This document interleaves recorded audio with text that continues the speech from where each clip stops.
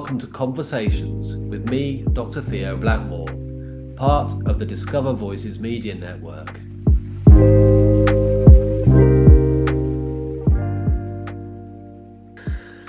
Hello, this is Theo Blackmore for the Discover Plus podcast series, today in conjunction with Baspar University. And today I'm talking to... Hello, and thanks for having me, Theo. I'm Jerry Padfield. I'm, amongst other things, a research fellow at City St George's University of London and founder of A Space to Speak Your Mind, but I'm sure we'll get into those things. I'm sure we will. It's going to be a long journey. I think we're going to go through a lot of different things today.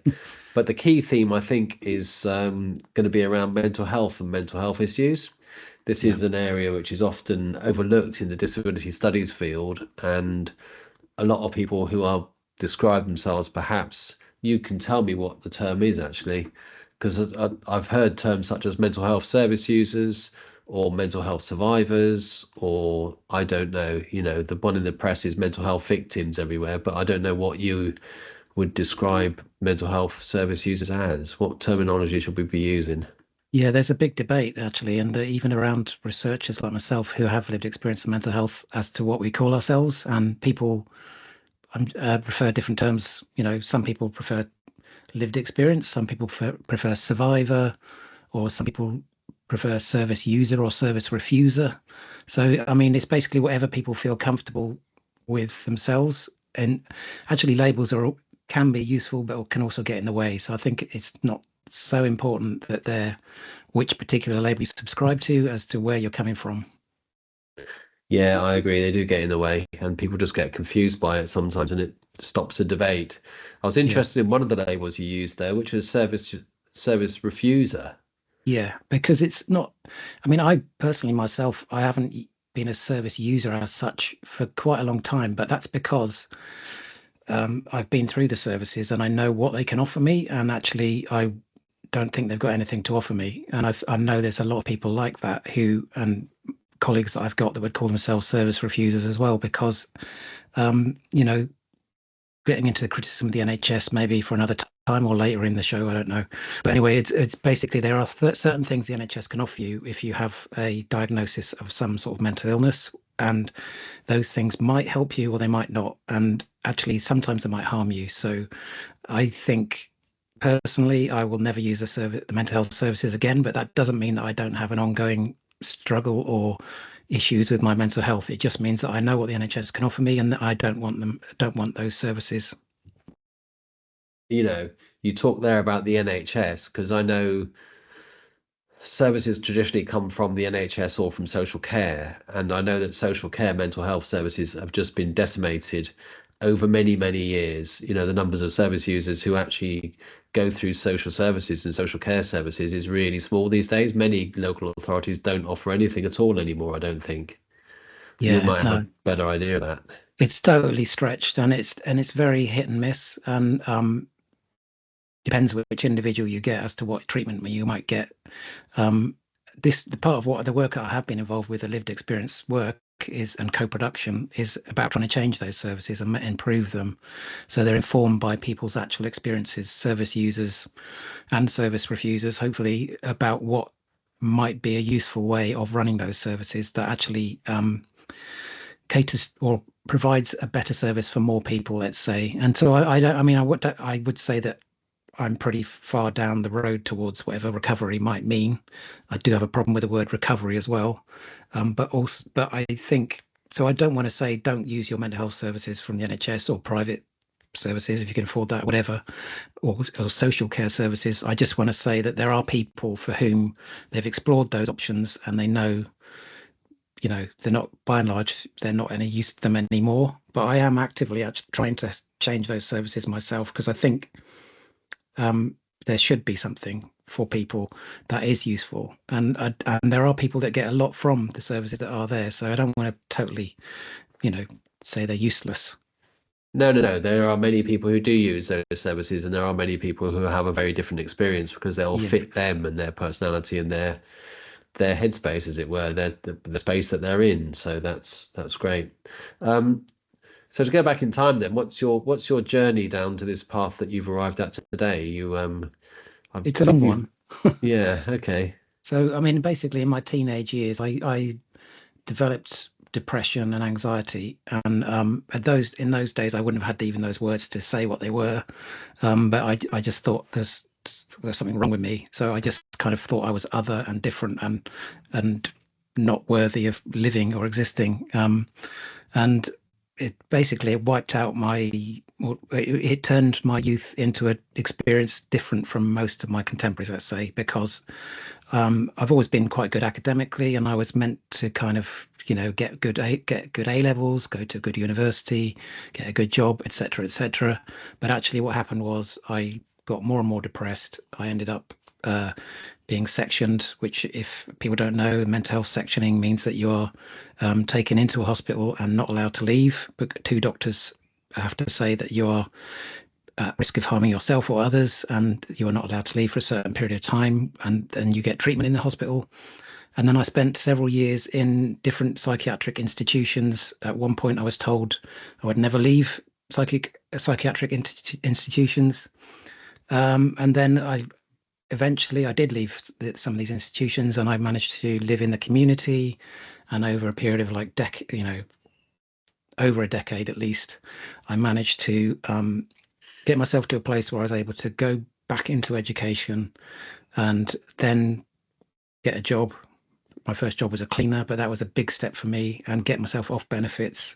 And, that's a very brief summary, but it was basically, I was homeless at some points. I couldn't afford to eat in some weeks and things like that. So it was a very, very long process. And then eventually, after doing some of these academic things, I managed to get a PhD at Falmouth University, or be awarded a scholarship to do it.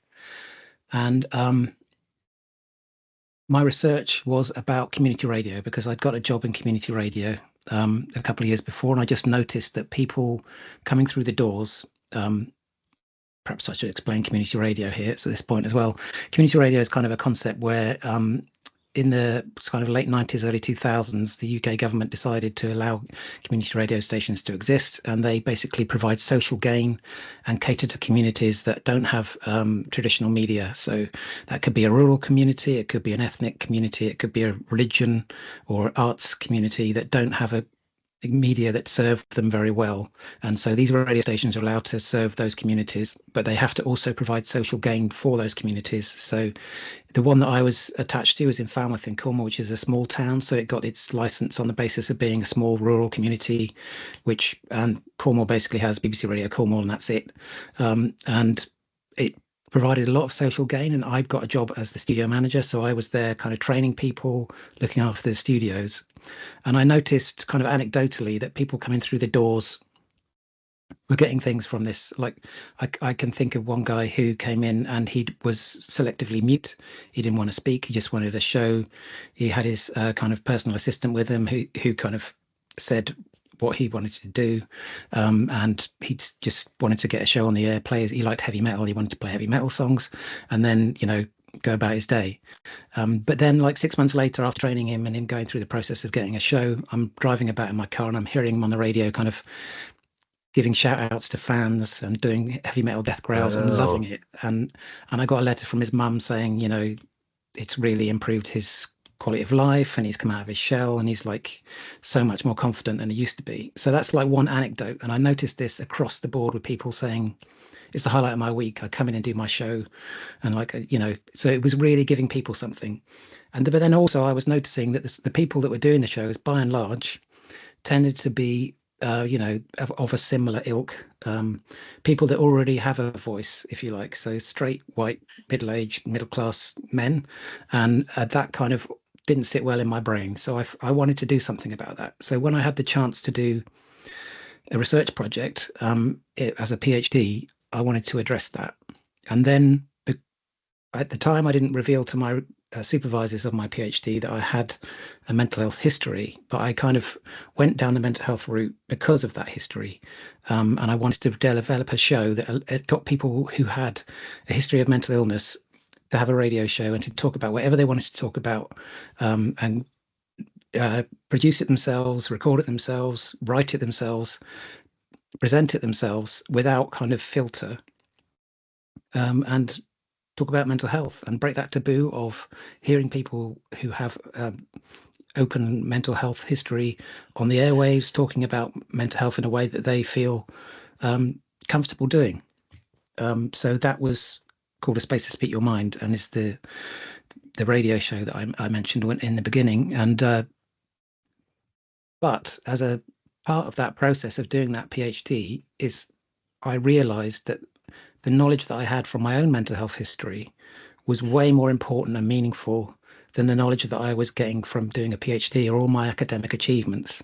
And actually, that's when I started to think about myself as a person who didn't have the normal life trajectory, if you like, but had this decades of experience of mental illness, of hospitalization, of living on benefits, of poverty, of all of those things. But actually, these were things that had brought me to the place where I was able to engage with people. It had given me a life experience and insight into the human condition that I couldn't have got anywhere. I couldn't have got from any university or any kind of just normal, regular 9 to 5 experience. And I've started to value it way more than my PhD.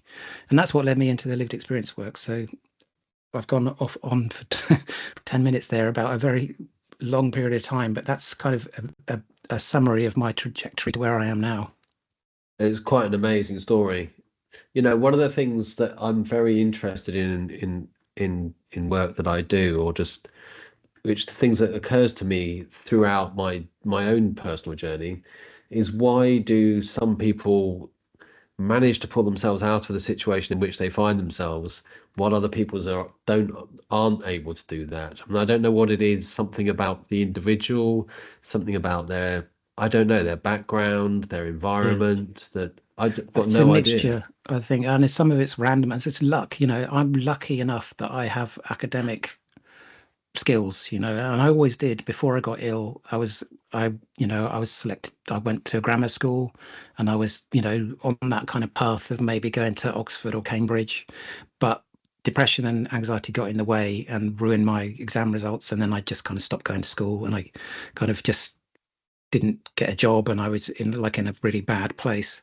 But I think that I was lucky enough that I still had those skills, so that when I was, when I was in a position to kind of think about, I don't know, it's really hard to talk about this, like putting your life together or something.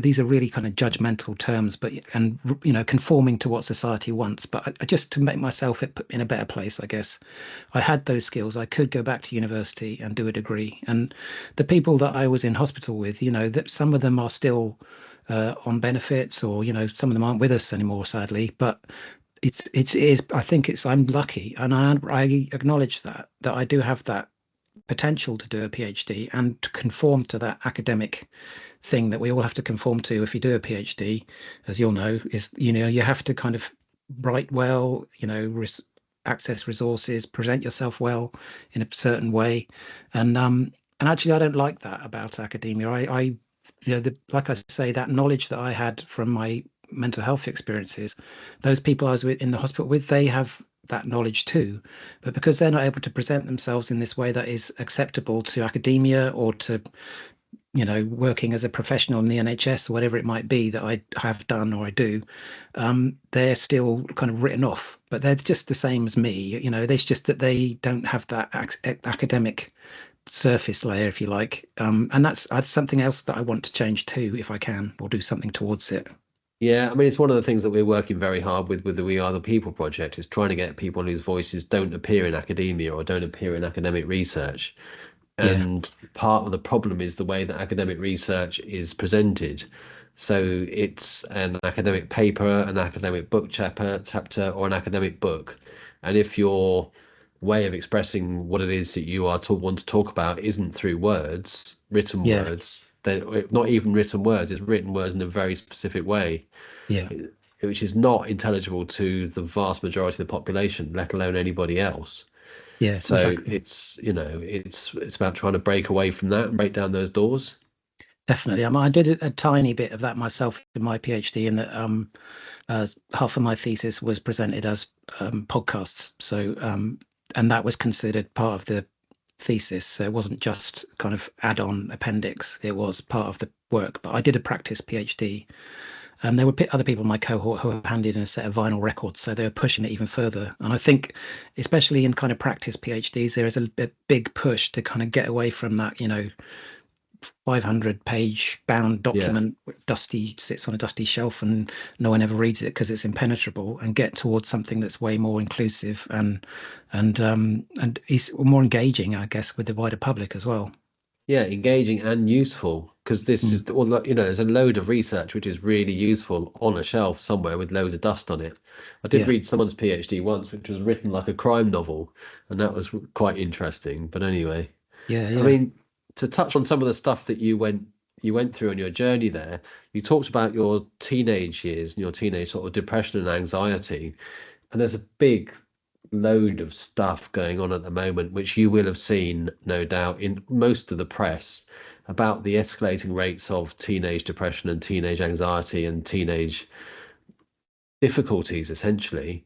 yeah. Um, what is there a, is this an over? Because some of the papers are saying, well, it's because we're measuring it now. We were never were measuring it before, and there's a load of other people saying, well, they've got terminology now which we didn't have before. Um, I but think firstly there are some people who make me angry. Like I think Wes Streeting and Nigel Farage saying, "Oh, we're over diagnosing." I mean, they don't know anything about mental health or very little. How do they? And they don't know the individuals who are being diagnosed. So how can they possibly say that people are being over-diagnosed as whatever it is? And neurodiversity is another thing that's kind of growing in terms of diagnoses. But I think it's just I don't think there are more people. Maybe there's a few more people who are getting more depressed and more anxious, and that's not because people are making it up or hopping on a bandwagon. It's because society is making us more depressed and anxious, and it's a really hard place to be in, and it's getting worse. And also, we're just recognizing it more. It's like, even in my youth, I didn't have the words to say depression, anxiety. I think younger people now know what those things are.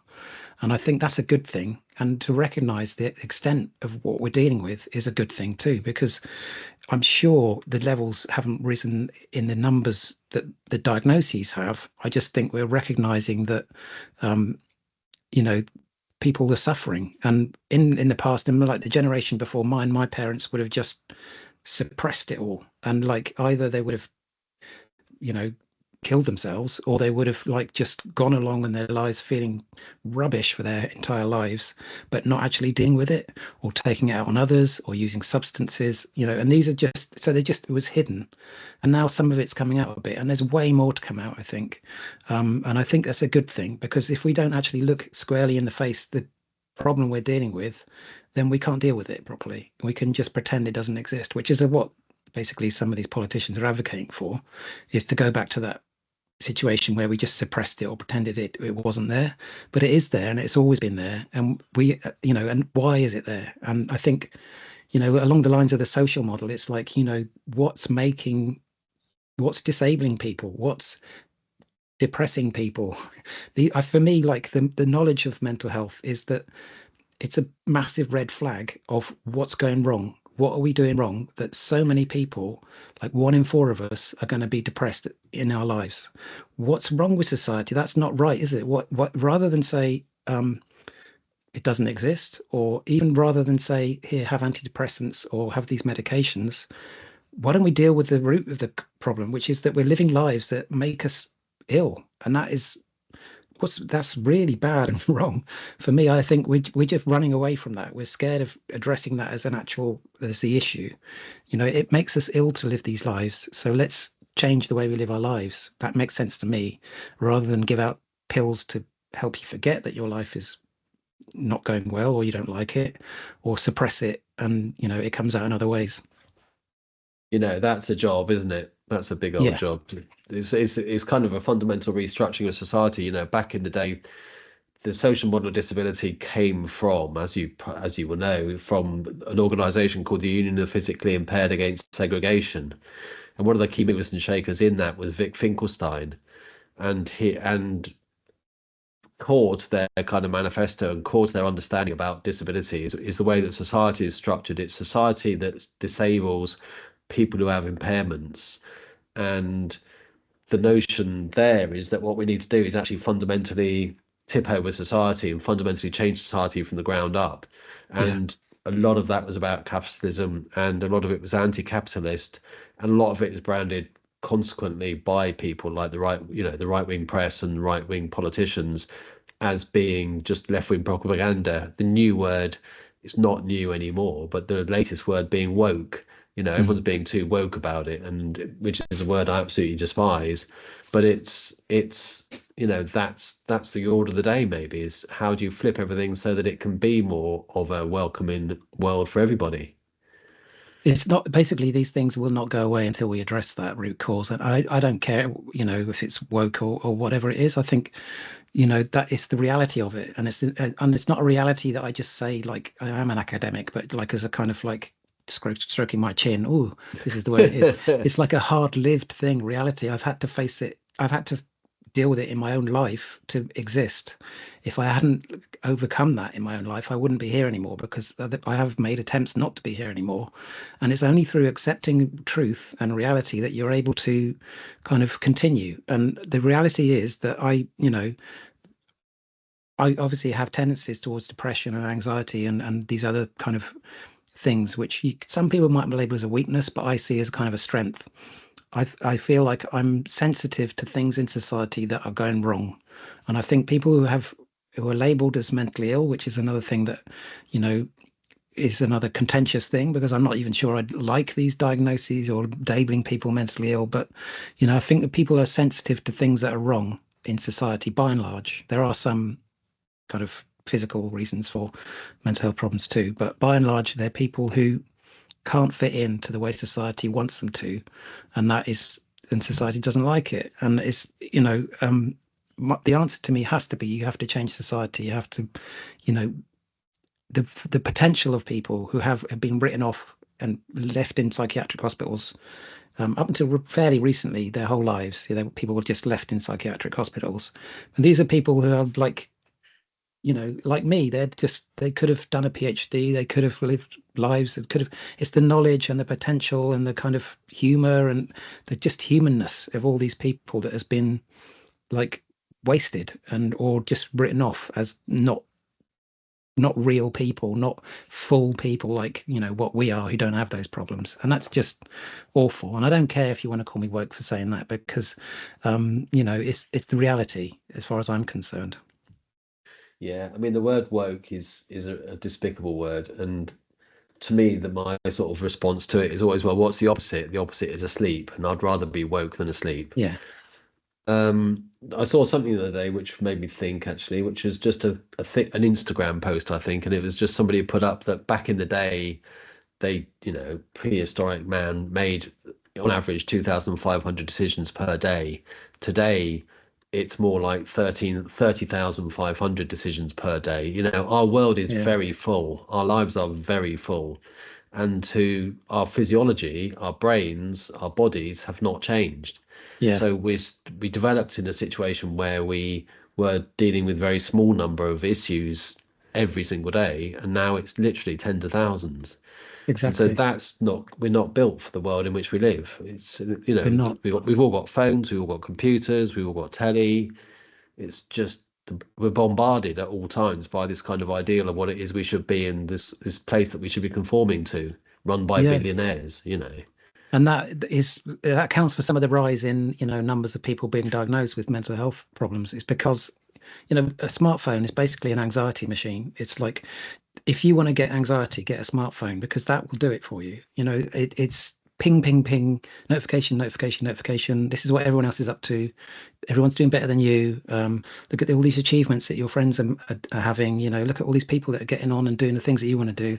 It's awful for our mental health. It's and we know it. And you don't. I don't even have to tell you that. You knew that already. And like, the people who are listening know that already, but they can't tear themselves away from it because it's so addictive. Our brains are hardwired for that constant, like, ping, ping, ping, information, information, and but again, like, how do we deal with that? It's like, this is society, it's system, it's structures, and those are really hard things to change. And yeah, I don't know. I don't have the answer. I'm trying to do my little bit with co-production and things like that. But those things, and I'm sure you know this, are coming up against when you try and do co-production, what you come up against with are the systems. It's always the systems and the structures that stop actual co-production taking place. And you can, co-production is a thing to aspire to, but it's also kind of, it's not, people think that co-production means like getting the people with lived experience to come in, have a say, and then away they go, and then it's co-produced. But actually, what co-production is changing the way the whole thing works, putting down the power from the people that have the power in the mental health service. That's like the psychiatrists or the mental health nurses, and giving some of it to the service users, service refusers, so that they can, decide what happens. And actually, a fully co-produced thing would just be people running things they want them to be, and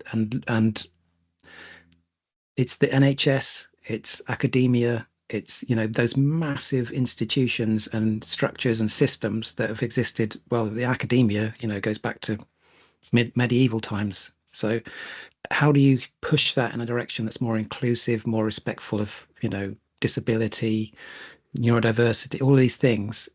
It's like, it's not the work of one person, is it? It's the work of like decades of little bits of progress. And that's why I'm still involved in it. I mean, I've had times where I have felt kind of desperate, and whether this thing is just a tokenistic thing, but I still kind of believe, I'm still passionate about, and I'm still believe that you can make mental health services and society more inclusive and more respectful. And that's why I keep going. Otherwise, I'd give up and go and get another job. Yeah. I mean, it's a massive cake. There's an old saying, isn't there? How do you eat an elephant? And which I don't, which is all right, but as a vegetarian, it's not one I particularly like. The one I prefer is how do you eat a bicycle? Because there was a Frenchman who actually ate a bicycle. Oh yeah. And the way that he ate his bicycle was he literally cut it up into tiny bits and then filed it down. So there's little iron filings, and over a period of time, he ate a bicycle. And that's how you do it, is you cut it down into little tiny digestible pieces and you do it. And so we all kind of chip away at this monolith of society in the ways that we can. And I like all the Buddhist stuff around, small circles of, you do what you can with the people that there's no way that I, Theo Blackmore, can change the entire planet to look like a lovely, great big utopia, but I can help my friends and my my local contacts have a better day than they would otherwise have had Yeah. if you hadn't smiled at them, or if you hadn't spoken to them, or if you hadn't, whatever it is that you do, taken them a Yeah, piece of cake, sat down with a cup of tea, whatever it might be. exactly. And I think for me, I was able to get to a PhD without revealing my own mental health struggles. And but I feel like now that when I do reveal, or I tell people, actually, I'm somebody who has depression and anxiety, and I was sectioned. It's like, it's letting people know you can be somebody who's had psychosis, been sectioned, and you can be, and you won't know who you're talking to, because those people are not like some other mad people, lock them away, that we kind of in the back of our head still picture people to being. They're just exactly like you and me. They're your neighbors, they're your friends, they're your family, they're you. And they're the same as everyone else. And I think that, again, that's what I'm, it's a tiny little thing to do, but everyone that I meet and I tell them about my story, I kind of hope that somewhere in their head it's like something changes a little bit about, oh, just because you've had history of whatever mental illness doesn't mean you're not, exactly like me, or somebody that isn't worth respecting or, listening to. I saw this photograph, and it was a photograph, and it said across the top of it, it said, "We all know what mental health looks like." And there are two different photographs. And on the left-hand side was a photograph of Marilyn Manson with spiky black hair. He was a 1980s, 1990s pop star with spiky black hair, white makeup, crying tears, looking all sort of a bit of a bedraggled mess. And on the right-hand side was a picture of Robin Williams, who we all Mm. know and we all loved the work that he did. And nobody suspected necessarily, unless you knew him, I don't think, or followed his story, that he was having mental health issues. And Marilyn Manson is there and going strong, and his portrayal of it is a fiction, I think. Yeah. It is totally, and there are times of extreme trauma and distress as somebody who goes through a mental illness. But people have more to fear from everyday society than they do with anyone with a mental illness. And in the news, there's a massive conflation of mental illness, especially schizophrenia and psychosis, with danger, i.e., danger for you. But you're more likely to be attacked by a random person in the street than you are by someone with a mental illness. And people with mental illness are more likely to hurt themselves than they are other people. And so, but it's still prevalent that that you'll see on as soon as people are aware that somebody who's done something awful has had a history of mental illness, it's like this is the reason why everything's happened. And it's mental illness, and it's just making it into people's minds that those things are the same. People with mental illness are dangerous, and it's just not the case. And it's actually, you've got a lot to learn from people with mental illness. You've got a lot of you know knowledge there, and that's really what I'm passionate about, is that knowledge. We're not um gaining that knowledge if we just don't talk to people and listen to what they've got to say. And psychotic people and people with depression and anxiety have really deep insights into the nature of what it's like to be a human being, and truth that goes to the core of stuff that is that's hard won by going through massive traumatic and difficult and extreme experiences. And that's like, it's way harder to get those experiences than it is to go to university and do a PhD. And it seems to me that that's stuff that we need to like use and listen to, and and inform our world. Yeah, it's really important, that point, because mental health appears in the press on a fairly regular basis, and it's always because somebody's run around with a knife or a gun or something or Mm. other and done something horrible to somebody else. But that's a massively significant minority of people who do that. Yeah, And the majority of people who do that sort of thing don't have mental health issues necessarily. yeah, definitely. So yeah, no, it's a very difficult place to go. You mentioned earlier something about quality of life, and there's a whole thing around quality of life and measures of that as well. So I mean, quality of life is measured in these institutions so that when people reach a certain threshold, they're then allowed out, as it were. Mm. If they're deemed by other sort of third parties to be having a good quality of life, then they're kind of left alone. These measures are very spurious as well. They're invented by somebody because that's what they thought. Yeah, I and think the the more whole of that you can have psychiatry lived is. experience in that whole process, the better. Oh, absolutely. Yeah. I mean, psychiatry is basically a guessing game, and it's it's portrayed as a science, but actually, what's happened over the years is people have been taking a medication for one thing, and they've noticed, oh, their psychosis has stopped, or oh, they're not so depressed as they used to be. Oh, so therefore that's an antipsychotic or that's an antidepressant. And it's like, there's no, we very know so little about the mechanisms of, if any, of mental illness, or what we label mental illness. Or is it, and there's a whole debate around whether, is it mental illness, or is it just, like neurodiversity? Is it just a different spectrum of ways of being?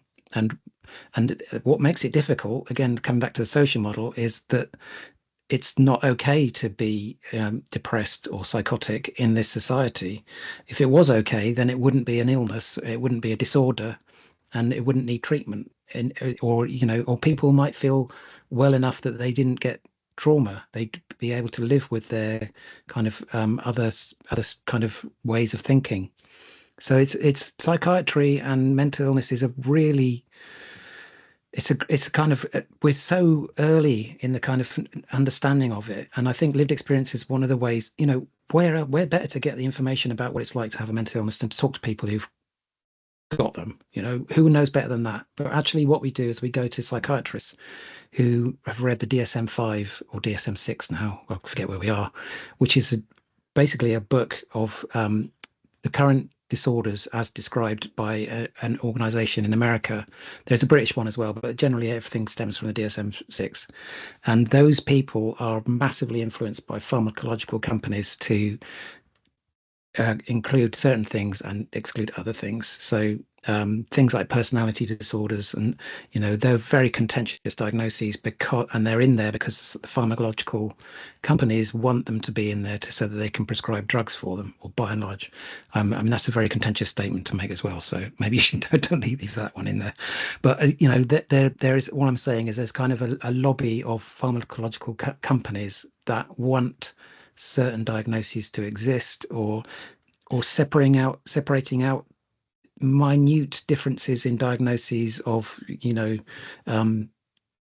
different types of psychosis or different types of depression and anxiety to the minute point. And if you read some of the diagnostic criteria for some of the personality disorders, I think I fit into about 6 or so, and it just becomes it's kind of like a money-making machine, and it just needs it doesn't have the science behind it that it likes to think it does. And I think lived experience is the only way that you can actually talk to people and know what it's like to be going through that.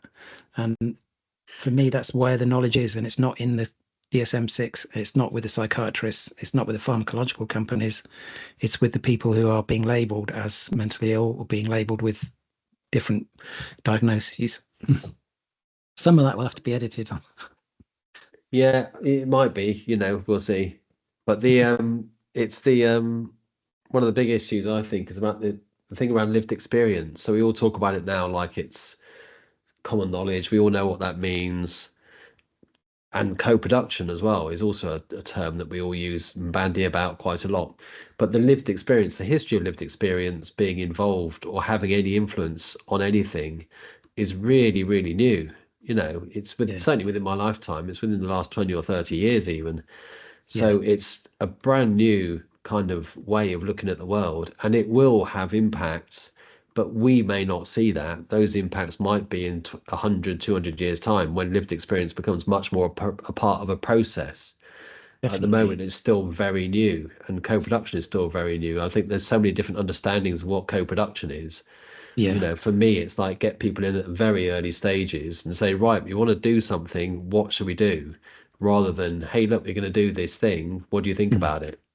Yeah, exactly. And it's like based on this ladder of citizens' participation, which was actually not about specifically mental health or disability, and the co-production is a couple of rungs down from the bottom, at the top of the ladder, and at the top of the ladder is citizen ownership. So for me, I think that the end point of lived experience work would be that kind of lived experience ownership. So whatever the organization or the project is, it's like owned by, run by, people with lived experience. And if they want clinicians or professionals to come in, then that's that they invite them out on their own terms. But yeah, well, you're right. It's very early days, at least in the UK, for this stuff, and we're navigating all sorts of pitfalls, especially in the mental health area. Especially, we're rolling out the community mental health transformation of the NHS has meant that part of that stipulated there had to be co-production and lived experience in the mental health services in the NHS, and I was involved in some of that in Cornwall. But like you say, what is co-production? People don't even know what it means. It's kind of like woolly term that we haven't nailed down. I mean, I know what I think it is, and it goes along the lines of what you said. It's like, from the beginning, people are included, and not only are they included, but they have decision-making, responsibilities, and all the way along. And then at the end of the delivery of the project or the service, they're included in that as well. But I think a lot of what's labeled co-production at the moment is actually co-design, which is a step down the ladder of participation, when it's actually when you include people with lived experience in the kind of design of a service or design of a project, but then the delivery of it is not quite being trusted with people with lived experience yet. There's a bit of peer support, which is when you have people with lived experience kind of supporting service users, but it's not kind of fully integrated into a co-produced thing. And like you say, I hopefully in 100 years, there won't even be a need for the term co-production, because it will just be kind of obvious that when you design or when a service is being established, people with lived experience establish it and design it and run it. But when we're way away from that at the moment, and people who are kind of the pioneers of this stuff, including the peer support workers, are really at the cutting edge of finding out some of the hard stuff, like is there support in place for people? Is there like mental health support? Are they paid properly? Are they trained properly? And I think in a lot of cases, and I know this from personal experience because I worked as a peer support worker, that stuff isn't there yet. And it's really hard work. If you are a person with who's working as a lived experience worker, you have a massive overhead of stuff that you have to do that other people don't have to do. You have to kind of put this mask on of professionality. You have to be mad enough that you're a lived experience expert, but you have to be not too mad that you're not considered as professional. You have to kind of you have to reveal stuff about yourself sometimes that can be traumatizing for you, or you can be in meetings which don't appear particularly traumatizing, but they can traumatize you, because I've been in meetings where it's been a kind of mundane meeting with psychiatrists and nurses and stuff. But then I go away and I think, like 10 years ago, those people were deciding my life. And now here I am in meetings with people and then we're deciding other people's lives. And it can just totally take you to places you didn't expect. And this is all stuff that isn't even, a lot of cases, isn't considered in the kind of workload of people with lived experience. And we kind of paid for the hours that we are paid for, but there's all this other processing and like decompressing work that we have to do that doesn't get recognized. And even yesterday I went to a lived experience meeting with the lived experience network of scholars, which had just been set up. And lots of those researchers don't reveal their lived experience in the work they do. They just happen to be researchers in mental health who have experience of mental health or mental illness. And the overhead involved is they have to work like an extra 25%, if you like, just to pick a number out of the air, because they have to do all this stuff of like, it takes me, I work, my work before I start work, I need like half a day to kind of get myself into this way that I'm able to present myself in a way that's professional, or whatever you like to call it. And then I need some time after I start my work week to kind of get back into myself again. It's like I know everyone has this to some extent, but I think for people with lived experience, it's really a lot more. And I think it's so we're right at the early stages of this stuff, and we need to develop all these kind of systems and mechanisms to make sure that people with lived experience are really able to do it, because I think there's a danger that people will get like the kind of shine will come off it. And the peer support workers, I know a lot of them are not happy because of the way that they don't get the support they need or the training, and it will just become seen as tokenistic and actually not a real thing, and it will kind of disappear. And then the NHS will say, well, we tried that, we tried lived experience, we tried co-production, didn't work, and forget about it and go back to the old kind of do what you're told systems. The old do what you're told systems, the thing about them is that they, number one, are quicker. Number two, they're cheaper. Yeah. And number three, the power base is retained where they believe it should be, they with a capital T.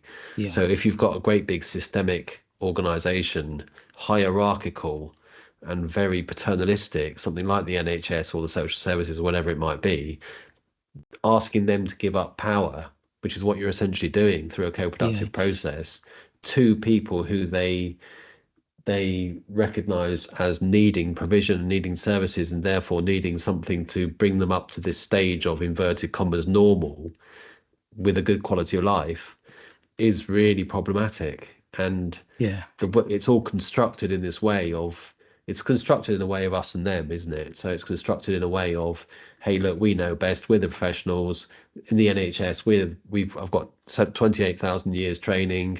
I've been doing all this work. I know what the drugs are. I know what you need. Like you said before with the DSM, I know how to deal with this and to deal with you. And if I do this, then that'll be that.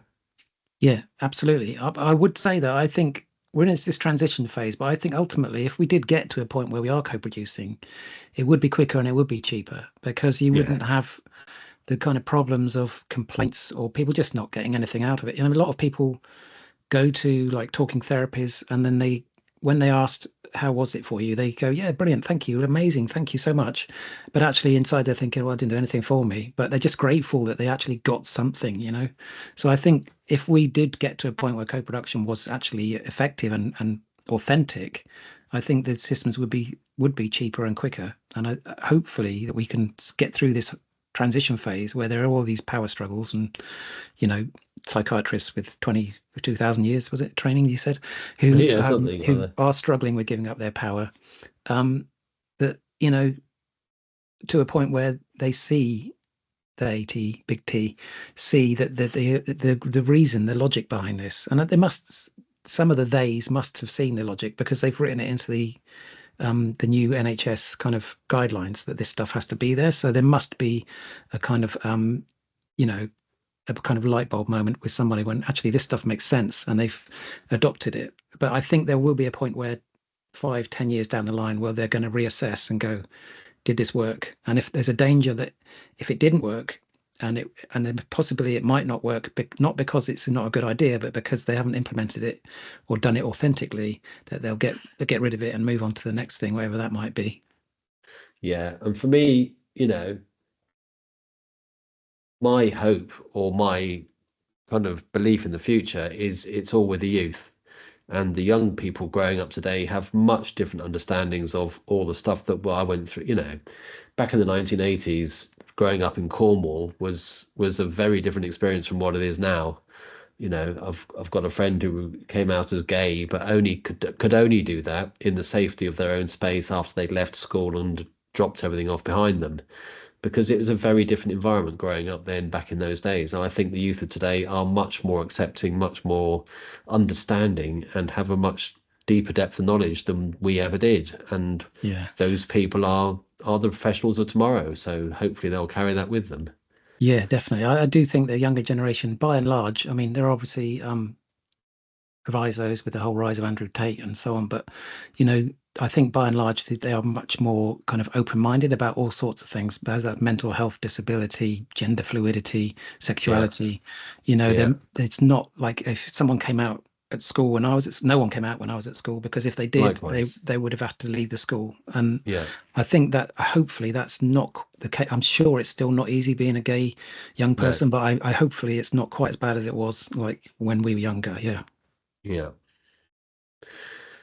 Hey, listen, that's been pretty much an hour. You've been an absolute joy to talk to. Thank you very much for your time and your space. I hope you didn't spend half a day getting ready to this one and you're going to spend half a day defragging from it. But I've appreciate the fact that you've touched on some really raw and close personal things, and that's really, really good of you to have done that. Thank you very much. Do you have anything that you'd like to say at the end, really, to kind of Just help get out of the situation, get out of the brief, as it were? just thank you for asking me, really, and hopefully some of that made sense. I know I sometimes because like I have anxiety, and so I talk, and sometimes I'm more fluid than others, and sometimes I go off on tangents. So hopefully that some of that made sense to people. And but I think my main kind of passion in life, and it's something I've come to terms with, is a value that drives me. And like I said about how it happened in my PhD, is this um, it's like a desire to turn my experiences into something useful. So I know a lot of people who've been through traumatic experiences, that's something they have in common, whether they set up a charity or, you know, lobby for change. But for me, it's about like all that stuff I went through in my earlier life, really traumatic, dark times. It's not a waste of time at all. It's actually a real source of inspiration and knowledge for me, and drives pretty much most of my work these days. So, and I think it doesn't have to be you've got the same experience as me, but I think you can do that in life, and it might look totally different from what I've done. But I think if you're going through something really, if you have current ongoing mental health issues and you're struggling with the mental health services, you're not alone, you know, and that is a common thing.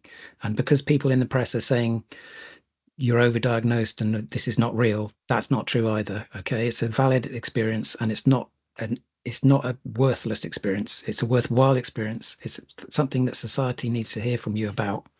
And yeah, that's basically what I would like to say to anyone out there who might be me like 20 years ago. Yeah, great. Thank you very much. And it's lovely to hear your stories, positive stories. There's always positive stories in it. So, what can I say? Keep up the good work. I hope that your next career path will make some big influence and big changes in the NHS. And, you know, Are you still involved with Source FM? You're not involved there anymore, are you? I don't think. No, I haven't been for a while. I was up until about 6 months ago, I think it was, yeah. But I wish them every success. Brilliant. Jerry Padfield, it's been great talking to you. Thank you very much for your time. Thanks, Theo.